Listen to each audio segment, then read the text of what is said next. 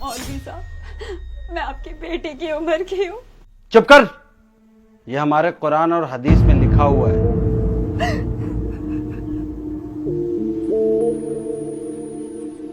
सलाम वालेकुम मौलवी साहब। वालेकुम अस्सलाम। मौलवी साहब, वो मेरी बेगम है। वो बेगम थी, जब तुमने उसको तलाक तलाक बोल दिया उसी दिन तुम दोनों का रिश्ता खत्म हो गया। अरे वो मेरी ही गलती थी, मैं गुस्से में आकर अपनी बेगम को तलाक तलाक तलाक बोल दिया। गलती तुम्हारी हो या तुम्हारी बेगम की, एक बार अगर तुमने तलाक तलाक बोल दिया तो तुम दोनों का रिश्ता जायज नहीं है हमारे इस्लाम में। लेकिन ऐसे कैसे?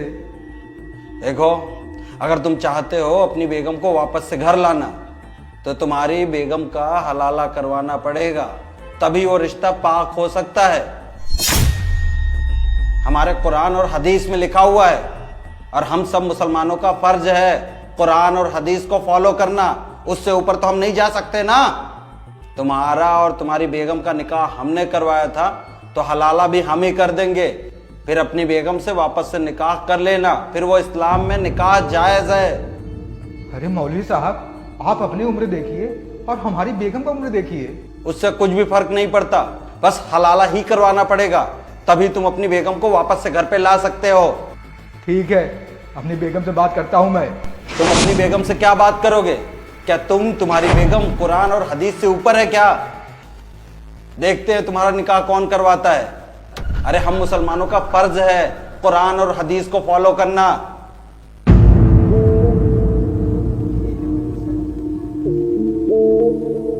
बेगम, बेगम,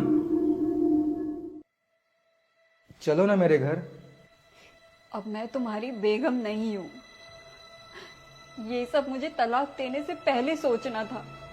अरे वो मेरी ही गलती थी, मैं गुस्से में आकर तलाक तलाक तलाक बोल दिया। तुम्हें तो पता है ना कुरान और हदीस में क्या लिखा हुआ है। अगर तुम्हें मुझसे दोबारा निकाह करना है तो मुझे तो इस चीज से गुजरना पड़ेगा ना।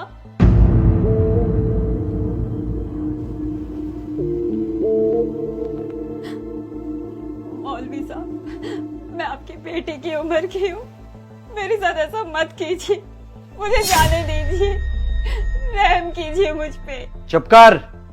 ये हमारे कुरान और हदीस में लिखा हुआ है, उससे ऊपर तो हम नहीं जा सकते ना। अब तुझे तेरे शौहर के पास वापस से जाना है तो इस चीज से तो गुजरना ही पड़ेगा।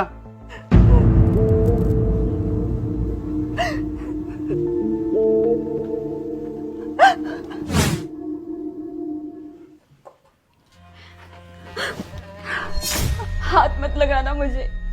अरे तुम मेरी बेगम हो, तुम्हें नहीं छूऊंगा तो किसे छूऊंगा? बेगम हूँ, ये तो तलाक देने से पहले सोचना था ना। गलती तुम्हारी, सजा मुझे मिली। अरे वो मौलाना पूरी रात रात भर मुझे नोचता रहा, खिचोड़ता रहा। मैं उसके सामने हाथ जोड़ के बोलती रही कि मुझे छोड़ दो, मुझे जाने दो, गिड़गिड़ाती रही, भीख मांगती रही, लेकिन उसने मेरी एक नहीं सुनी। वो मेरे जिस्म को नहीं, मेरी रूह को नोच रहा था। एक लड़की के बिना इजाजत के कोई पराया मर्द अगर छूता है ना तो वो लड़की अंदर तक सिहर जाती है, जिंदगी भर उस सदमे से बाहर नहीं आ पाती। लेकिन वो मौलाना ना दिन ना रात मेरे जिस्म को बस नोचता रहा। एक दिन नहीं, पूरे पूरे महीने भर मुझे नोचता रहा। उसने मेरे जिस्म को नहीं, रूह को भी छल्ली कर दिया है।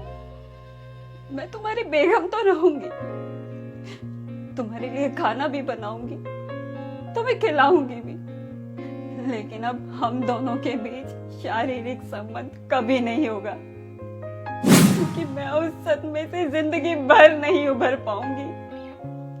अरे ये कैसा कानून है कुरान और हदीस का, जिसमें गुनाह कोई और करता है और सजा किसी और को मिलती है।